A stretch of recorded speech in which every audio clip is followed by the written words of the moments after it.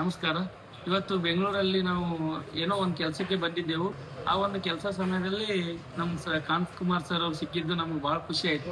ಯಾಕಪ್ಪ ಅಂದರೆ ನಾವು ನಮ್ಮ ಮೊಬೈಲಲ್ಲಿ ಫೇಸ್ಬುಕ್ಕಲ್ಲಿ ಅಷ್ಟೇ ನೋಡ್ತಿದ್ದೆವು ಸರ್ ಅವ್ರನ್ನ. ಸರ್ ಅವ್ರದ್ದು ಏನು ಪ್ರತಿಭಟನೆ ಮತ್ತು ಹೆಂಗಿರ್ತಪ್ಪ ಅಂತಂದರೆ ಯುವಕರಿಗೆ ಒಳ್ಳೇದಾಗಬೇಕು, ಯುವಕರಿಗೆ ಒಳ್ಳೆ ಜಾಬ್ ಕೊಡಬೇಕು, ಮತ್ತು ಸರ್ಕಾರ ಕಡೆಯಿಂದ ಏನೇನು ಅನ್ಯಾಯ ಆಗ್ತದ ಅದ್ರ ವಿರುದ್ಧವಾಗಿ ಸರ್ ಅವ್ರು ಮಾಡ್ತಿರೋದು ನಾವು ನೋಡಿದ್ದು ಬಹಳ ಖುಷಿಯ ವಿಚಾರ. ಹಾಗಾಗಿ ಈ ಒಂದು ಸರ್ ಅವರಿಗೆ ನಾನು ತುಂಬಾ ಧನ್ಯವಾದ ಹೇಳ್ತೀನಿ.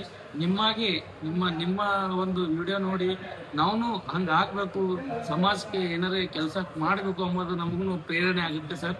ಹಾಗಾಗಿ ನೀವು ಏನು 11ನೇ ತಾರೀಕು ಏನು ಫ್ರೀಡಮ್ ಪಾರ್ಕಲ್ಲಿ ನೀವು ಯುವಕರ ಸಲುವಾಗಿ, ವಿದ್ಯಾರ್ಥಿ ಸಲುವಾಗಿ ನೀವು ಏನು ಪ್ರತಿಭಟನೆ ಇಟ್ಕೊಂಡಿದ್ರಲ್ಲ, ಅದಕ್ಕೆ ನಮ್ಮ ಸಂಪೂರ್ಣ ಬೆಂಬಲ ಇದೆ.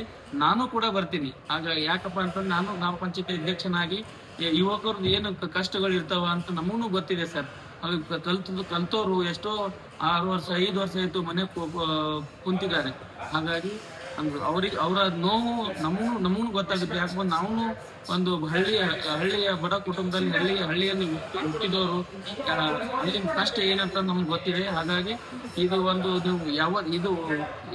ಈ ಒಂದು ಪ್ರತಿಭಟನೆ ಇಲ್ಲ ಸರ್, ನೀವು ಯಾವ್ದು ಪ್ರತಿಭಟನೆಗೂ ನಮ್ಮ ಬೆಂಬಲ ಇರುತ್ತೆ. ಯಾಕಪ್ಪ ಅಂತಂದ್ರೆ ನಿಮ್ಮ ಬೆಂಬಲದಲ್ಲಿ ನೀವು ಪ್ರತಿಭಟನೆಯಲ್ಲಿ ಒಂದು ಹೇಳುವಷ್ಟು ನಿಮ್ಮ ವೈಯಕ್ತಿಕವಾಗಿ ನಿಮಗೆ ಏನೋ